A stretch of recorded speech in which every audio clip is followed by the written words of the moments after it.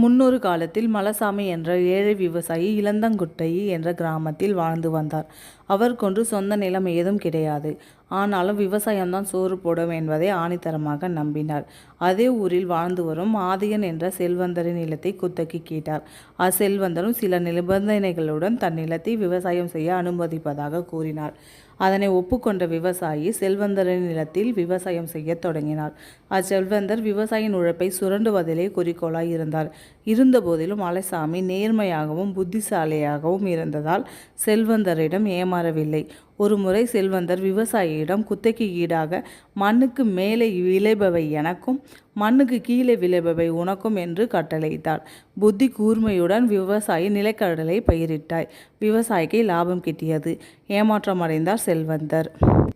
எதை எக்காலத்தில் செய்ய வேண்டும் என்பதை அறிந்து செயல்பட்டால் உலகையே வென்றுவிடலாம்.